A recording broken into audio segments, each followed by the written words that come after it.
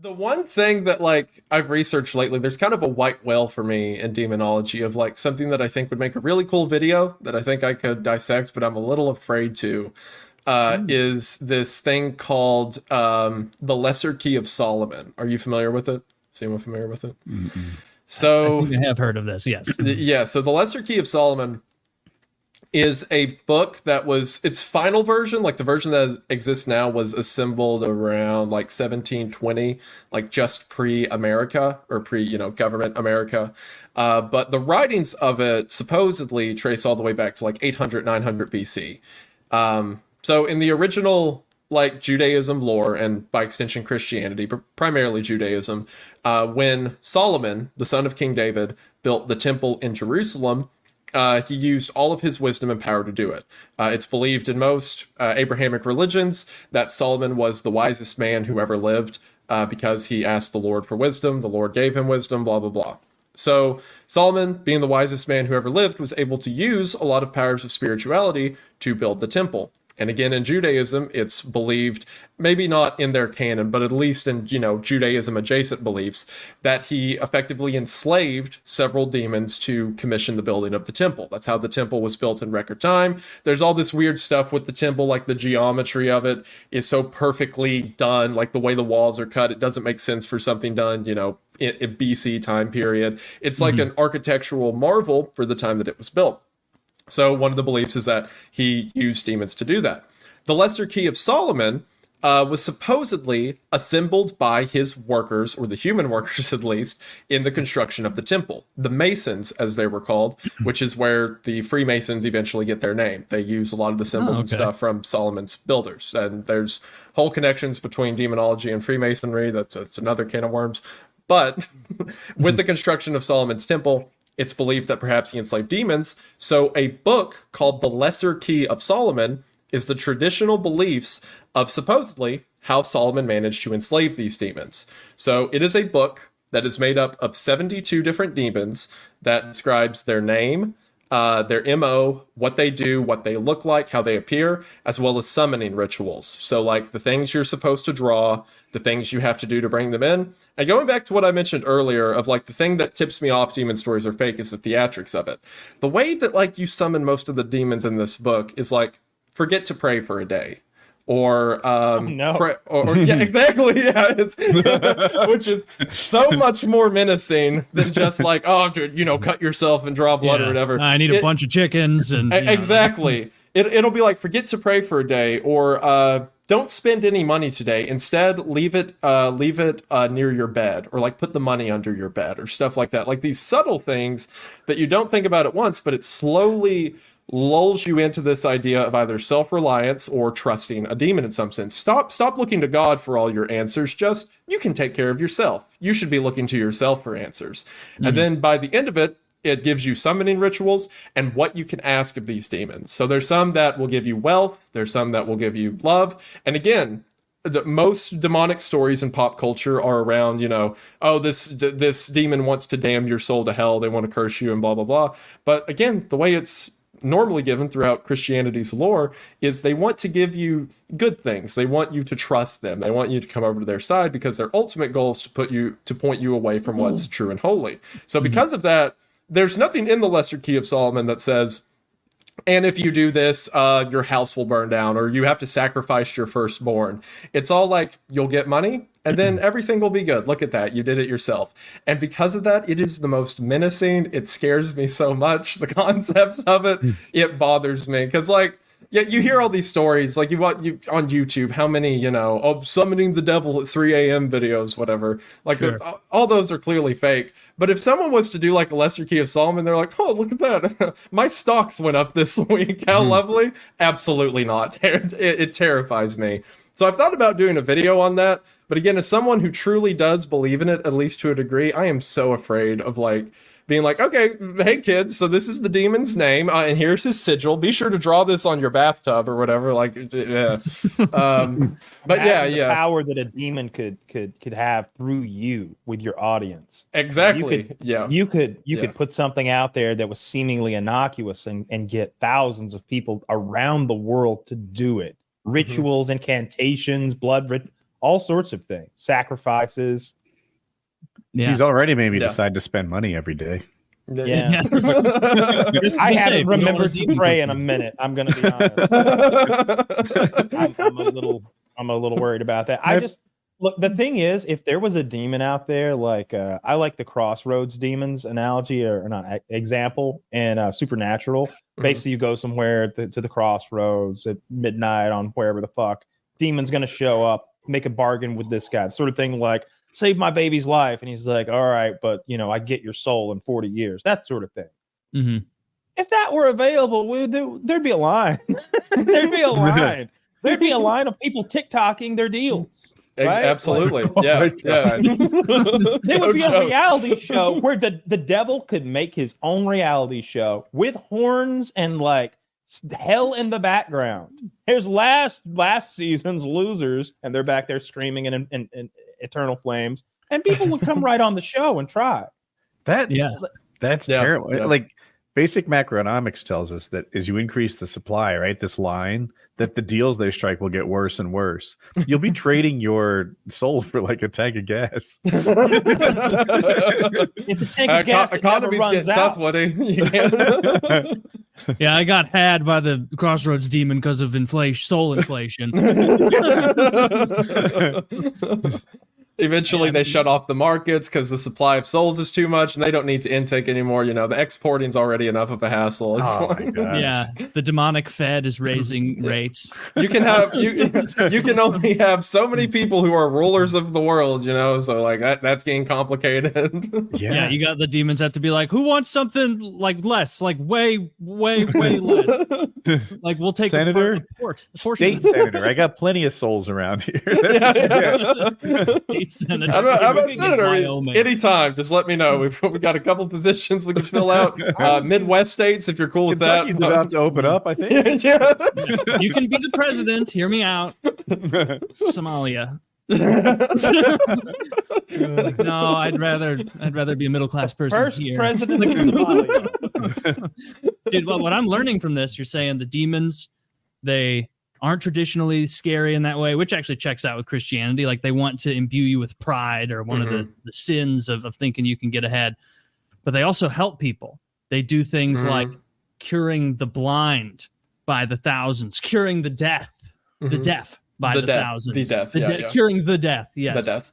So does that make you give any more thought to the Mr. Mark of the Beast theory? Oh, yeah. Mr. Mark of the Beast? You're talking about the Mark of the Beast from Revelations, right? Yes, with Mr. Beast. You've seen those people on... Yeah, Mr. Mark of the Beast. Have you seen those people on... I did Have not. you I had should your have chocolate picked... yet? Have you taken it into your body yet? Have you seen The those body of people on Mr. Twitter? Beast. There's a bunch of people on Twitter who are... I should have known that's where that was Antichrist. going, but that blindsided me. Thank you, Taylor. Yeah, there's a lot of people online that are convinced that he's trying to pull the wool over people's eyes by pulling the wool off of their eyes. It's interesting. No, I won't say to Mr. Beast specifically, but I don't think so. that man, I have to give a good transition before I talk about this, or else it could get clipped so easily. Yeah. But not Mr. Beast, but insert another person is similar to a lot of Christian ideas around like the Antichrist, right? Like the purpose of the Antichrist is to unite the nations. It's not that the devil needs to win, he just needs God to lose, right? That's his whole purpose. So like for one, the devil's a losing battle. The devil knows it's a losing battle. He's just trying to get as many souls as he can while he's there. And what's the better way to get people's souls? By tormenting them, making their necks spin around and like float off beds, or to be an administrator of wealth and knowledge, prosperity, what have you. Sure. And it's interesting to see like the shift that had, because previous to, I would say, Enlightenment era, all stories around demonic activity were about that. It was always about like deals with the devil that were made, of like the devil was portrayed as like a false member of the clergy, or perhaps a ruler or a king who'd come to people and give them, wealth and wisdom. The stories like Faust, capitalize on a lot of those legends. But then after the Enlightenment era, in time where it like the religious tone shifted from God being prosperous, the devil being prosperous, but God being a true prosper in like the afterlife. Once it shifted to these kind of black and white ideas of good and evil, like the devil, pitchfork, horns, going around trying to torment people. Once that cultural idea shifted, then our stories around the devil shifted. It went from, kind of this person who wants to give you what you want into someone trying to trick you, or someone nefarious looking to cause harm or kill as many people as he can. But again, to Christianity and Judaism, that's not his MO. That's not what he's trying to do. I could believe that about the devil. That makes sense. If you've got some sort of figurehead, he's got his own plans. Yeah. But what about a rogue demon? That seems more interesting to me. So that's an interesting point, and something I think about a lot with these things, because there, again, a lot of the stories in the Bible around demon, like he's described, or around the devil, Satan's described as the morning star, right? He's described as beautiful, conniving, wise, and stuff like that. But there's also stories about unwise demons, seem like you said, rogue demons, just their own things. Like, for example, the story of the maniac from Gader. He was a guy said to be possessed by thousands of demons, and he would wander the tombs cutting himself. He had broken chains because the people of the village tried to chain him, and he would snap the chains and run into the countryside. And whenever he approached Jesus, and Jesus looked at him and he fell to the ground, Jesus said, "Who art thou?" And the maniac replied, "We are legion. We are legion, for we are many." Yeah, which is where that's why that line gets pulled into every, demonic story or whatever. Mm-hmm. And it says that Jesus banished the demons from him, and the demons went into swine that were in the countryside, and the swine ran off a cliff like they were crazed. So that's very different from the conniving, dealing devil. That's just like wild animals. That's what Constantine does. If you watch the movie Constantine with Keanu Reeves, now I'm sure they made this shit up for the fucking movie. They're like, so maybe we just throw the demon in like a pig and then kill the pig. No, they threw it in a mirror and then shattered the mirror. I saw a movie recently with who used to the Gladiator guy. He's fat now. Russell Crowe. Russell Crowe made this movie like this year called The Pope's Exorcist.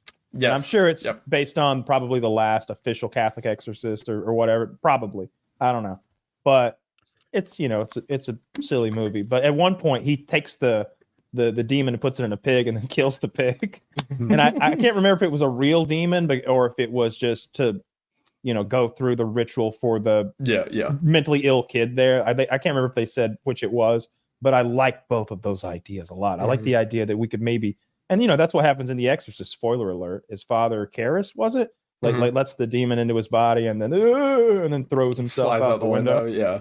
Did he throw himself out, or did the demon throw the body out because it couldn't stand to be within the pure body of the priest? I think the demon threw his body out. It couldn't cohabitate in a body, so that also had God in it, perhaps. Yeah, I like to believe that because Pazuzu shows up in the sequels, right? So then canonically, it would be that the demon threw him out. What's his name? Blatty is the writer, I think. He's got three names: William Blatty or whatever the fuck. Exorcist 3 is the true kind of sequel. If you've ever seen that, it's tremendous. It's very good. Good movie. Yeah, and I don't know. The demon, of course, wouldn't tell you whether he lost or won in the first movie, I suppose. But if you know what happened, it seems like he pretty much won. The priest is dead. The demon isn't.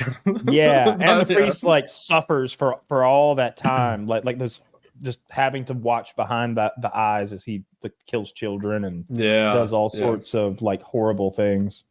Are there any world leaders now, maybe of religious groups or whatever, that you look at and you're a little wary of? You seem a little Taylor Swift, a little demonic.